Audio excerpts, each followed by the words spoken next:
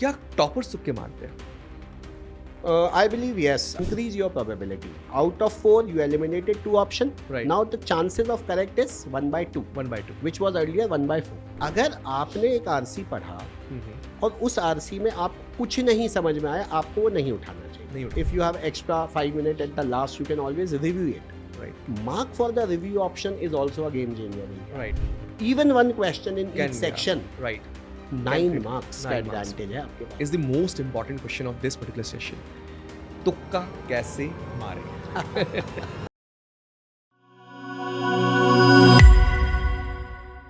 महाभारत में एक किस्सा बहुत मशहूर है. अर्जुन बिल्कुल सही निशाने पर तीर मारते हैं और द्रौपदी का स्वयंवर जीत जाते हैं. शायद इस चीज की आप सबको खबर न होगी कि कम से कम 10 साल तक अर्जुन एग्जाइल में थे and he wasn't practicing the bow and arrow thing at that point of time. पर ये एक तुक्का था जो उस पॉइंट ऑफ टाइम पर बिल्कुल सटीक लगा. प्रैक्टिस तो पहले खूब की थी, बट उस पॉइंट ऑफ टाइम पर प्रैक्टिस भी साथ नहीं थी. तो कभी कभार तुक्के सही निशाने पे भी लगते हैं. आज के इस पॉडकास्ट में हम डिस्कस करने वाले हैं कि आप सबका तुक्का इस कैट 2026 में लगेगा कि नहीं. Very warm welcome Darpan sir over here, and CAT is very near at this point of time. Yes, certainly, lot of efforts and hard work is going to work, but there is a sheer bit of luck that works along with it, that as well. Today we are going to explore the same. Do you think that students को तुक्का लगाना चाहिए? थोड़ा सा पीछे जाते हैं. You have used the word luck. Right. Yeah. So I said, what is luck? Labor under correct knowledge. Okay. Okay. So you said labor under correct knowledge. Okay. So luck का मतलब ये होता है कैलकुलेटेड तरीके से लेना है, वैसे नहीं लेना है, right? Yes. And I believe fortune favors the brave. Okay. So आपने कैट के लिए पढ़ाई की है और बहुत सारी पढ़ाई की है. इस पढ़ाई के प्रोसेस में बहुत सारी चीजें आपके एक्टिव ब्रेन में अभी याद है और कुछ आपके डॉर्मेंट Subconscious ब्रेन brain में, में, right. सबकॉन्शियस में जा चुकी हैं. तो आप जब किसी भी चीज पे एक चांस लेते हो, किसी भी क्वेश्चन पे रिस्क लेते हो, वो एक कैलकुलेटिव रिस्क लेते हो जो इंस्टिंक्टिवली आपको आता है. राइट. और जितनी आपकी ज़्यादा प्रैक्टिस होगी उतनी प्रोबेबिलिटी उसके सही होने की बढ़ जाती है. बिल्कुल सही बात. Okay. So if you have confusion in 2 options, I think you should go ahead with that, okay. But it should not be a wild guess. It should not be a wild guess. So you use this particular term wild guess. I would like to understand कि अगर एक student को difference समझना हो wild guess में, और आपने एक और वर्ड यूज किया कैलकुलेटेड रिस्क, इन दोनों के बीच में डिफरेंस क्या है? हाँ, इसको हम वैसे ही डिफाइन करते हैं वाइल्ड गैस और इंटेलिजेंट गैस की तरह. Right. I have read the question and I'm not getting anything about that. Okay. And all the 4 questions for options. me या is in alien language. Okay. So I won't take a chance. I won't go ahead with that question. इसको wild If I'm guess. going with that question, that is a wild guess. Okay. Alright. Intelligent guess is something you have read the question. You narrow down your 4 options to 2 options. Right. And out of the 2, you are taking 1. One. That is what a calculative risk is, or an intelligent guess works. Alright. एक strange सी situation है मेरे सामने, and I remember एक मेरा friend था when we were writing CAT together. He was really intelligent. मुझे कहीं ना कहीं ऐसा लगता था कि क्यों इंटेलिजेंट था, नॉट बिकॉज वो बहुत अच्छा पढ़ता था हमसे, बट वो स्मार्ट टेक्निक्स यूज करता था. So when we were 90 percentile kind of a kid that point of time, वो कहीं ना कहीं अपनी इस एडिशनल स्ट्रैटेजी से, जो कि तुक्का मारने की स्ट्रैटेजी से 95 परसेंटाइल तक पहुंच जाता था हर मॉक में. सो डू यू थिंक एक स्टूडेंट जो 90 परसेंटाइल आज स्कोर कर रहा है, इस कैलकुलेटेड रिस्क से 95 तक तो पहुंच ही सकता है? देखिए, इसमें 2 चीज़ें हैं. मैं आपके फ्रेंड पे ही आता हूँ. हम सब जब सिर्फ पढ़ रहे थे, राइट. उस समय भी वो ऑप्शंस को लेके कॉन्शियस रहता होगा. राइट. राइट. तो उसने उस एरिया पे काम किया कि ठीक है. कॉन्शियसली हम कैसे ऑप्शंस को एलिमिनेट रिमूव करते हैं और कैसे हमें वो क्लोज आंसर नजर आता है. नजर आता है. At times it happened with every student in some question कि 4 ऑप्शन लिखे होते हैं, एक ऑप्शन अपने आप पॉप अप करके बोलता है कि I am the right answer. Right. But that happened with lot of practice and with your conscious efforts onto the option. What kind that of you have practice done. is required? My subsequent question over here. So if I have solved a question and there are 4 options, I got a right answer, I mark the right answer, I move ahead with that. Right.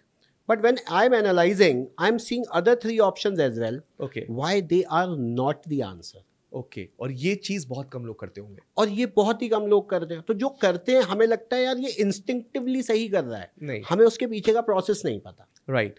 तो उस बच्चे ने RC करने के बाद सही answer के बाद भी हर ऑप्शन को देखा. Okay. कि why exactly I'm doing, why this cannot be the answer, because everyone is focusing on what can be the answer. Okay. क्या टॉपर्स तुक्के मारते हैं? I believe yes. अगर आपको पूरा पेपर सॉल्व करना है, आज हम टॉपर्स कैट के देखते हैं तो there are people scoring 150 marks, 135 marks. Okay. जबकि 99 परसेंटाइल हमें 100 मार्क्स पे मिल जाता है. राइट. तो 40 मिनट में अगर वो पूरा पेपर उनको सॉल्व करना है, तो पूरा सॉल्व नहीं कर सकते. Right. एक मोमेंट पे उनका कट ऑफ टाइम होता है जो लोगों से 20 सेकंड कम होता होगा. Right. तभी उनको एक्स्ट्रा क्वेश्चन करने का मार्जिन मिलता है. क्योंकि even they have to ask, we have to ask. Right. So of course I'm sure they are taking chances and they are with the practice, their calculative risk what they are taking are most of the time. Now next is the most important question of this particular session.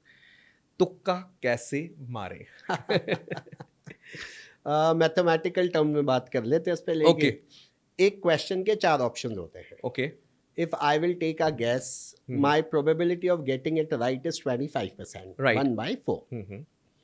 So obviously बात है, CAT paper is +3 -1. ठीक है. तो 1/4 पे I am on the losing side. 101%. Yeah. I'm on the losing side. Or if not on the losing side, if I have done 4 questions, ठीक है. 1 is right, 3 are wrong. हाँ.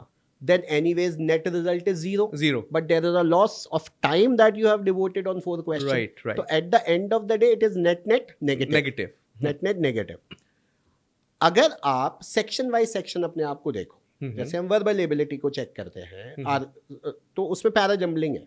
Right. Para jumbling में 5 sentences हैं. आपको 3 sentences का sequence मिल रहा है, 2 का नहीं मिल रहा है. Right. तो आप एक उसमें मार्क कर सकते हैं. either through the option. Okay. Or if it is a theta question, हाँ. then also you can mark it. Yeah. Right. So this is how you can actually get into those questions.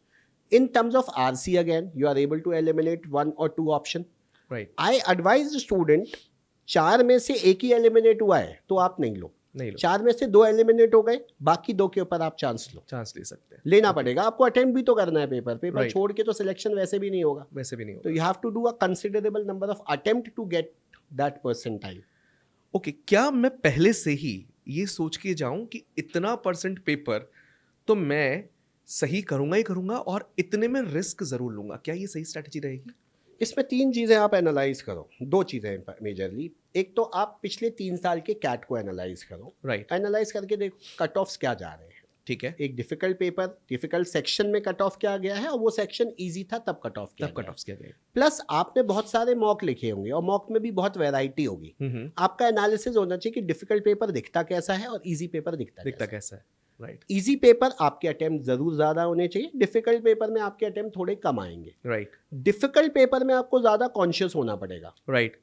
क्योंकि वहां पर एक question की बहुत value और एक minus की बहुत वैल्यू है. इन द इजियर पेपर, अगर पेपर ही इजी और सभी 10 क्वेश्चन 12 क्वेश्चन कर दिए, अब आपको 6 क्वेश्चन एक्स्ट्रा करने पड़ेंगे जो आपको नहीं मिल रहे होंगे लोगों से आगे निकलने को. राइट. तो वहां पर आपको गैसेस लेना पड़ेगा.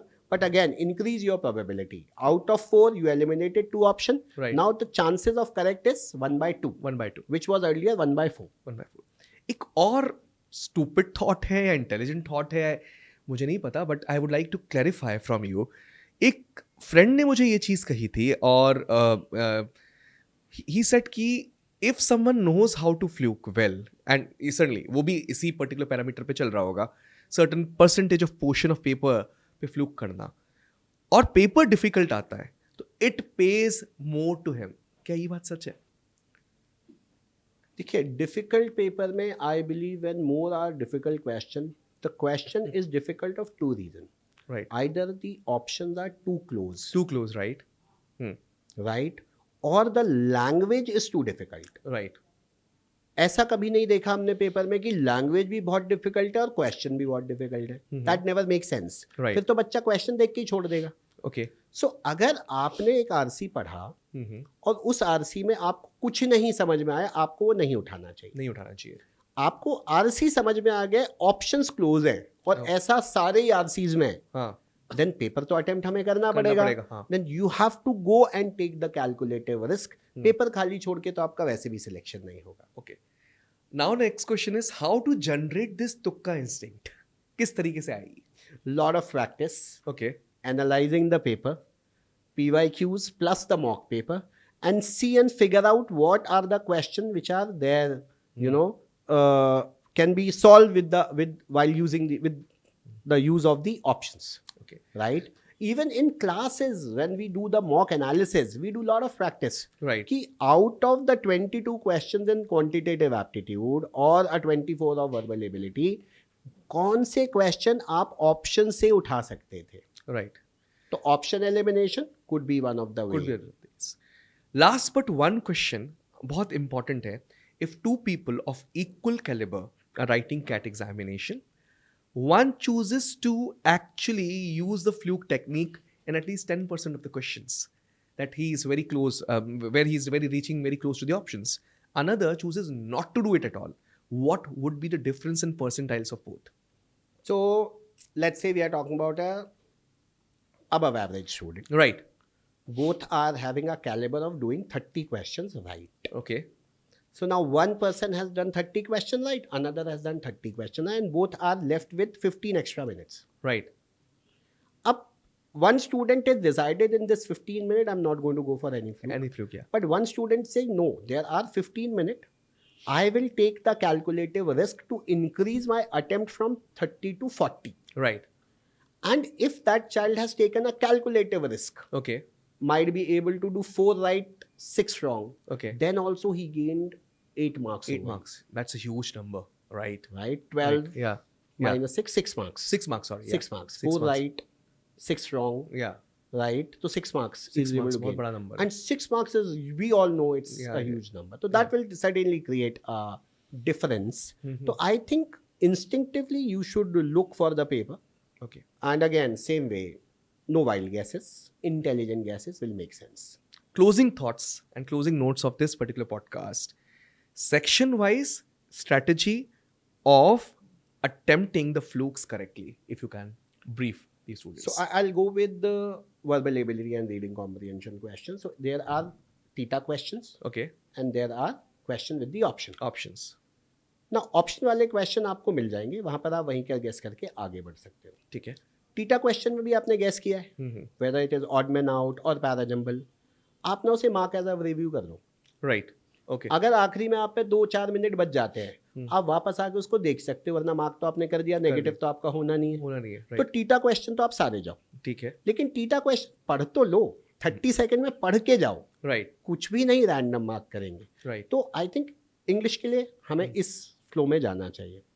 LRDI को अगर हम चेक करते हैं तो LRDI में जब केसेस बनते हैं तो कई बार 4 केसेस बन रहे होते हैं, लेकिन ऐसा हुआ कि टाइम कंस्ट्रेंट में मेरे 2 ही केसेस बने।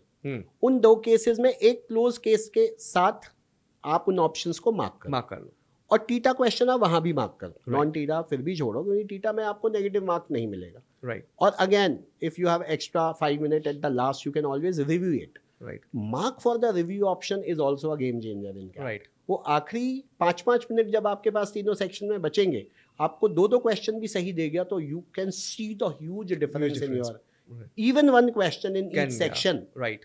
9 मार्क्स का एडवांटेज है आपके पास, और बहुत सारे student mark as a review को यूज ही नहीं करते। राइट। यूज ही नहीं करते, वो कहते हैं पे टाइम नहीं बच रहा। तो इतने सारे मॉक देने के बाद आपको वो कंस्ट्रेंट तो लेना पड़ेगा। क्वांटिटेटिव एप्टीट्यूड में भी जो आंसर आपके स्पेसिफिक आएंगे वो तो आपके आ ही जाएंगे। राइट। कुछ क्वेश्चन में रेंज ऑफ आंसर आते हैं। मैं आपको एक एग्जांपल देता हूँ, सारे बच्चों को भी ये कहना चाहूंगा, कैट 23 का क्वांट का पेपर देखना। Right. There were very limited direct question. Okay. वहां पर क्वेश्चन रेंज वाले ही थे। अब वहां पर अगर आपको पेपर लेना था तो आपको कैलकुलेटिव गेसेस लेने ही थे वहां, वरना आपका पेपर अटेम्प्ट ही नहीं होता वहां। Right. 24 is the easier paper. आप खुश हो सकते हो 24 का पेपर देख के, बट 23 का पेपर देखोगे तो आपको अंदाजा लगेगा where exactly you can take the risk. Okay, our Our final motive was not to derail students from the preparations, but एक स्मार्ट मूव, जो वो आखिरी मूव होता है जो आपको आर या पार लगा सकता है, वो शायद एक फ्लूक से भी आ सकता है. We clearly understood from this particular podcast where Darpan sir clearly explained कि एक एक क्वेश्चन का नंबर आपको परसेंटाइल में कितना आगे लेके जा सकता है.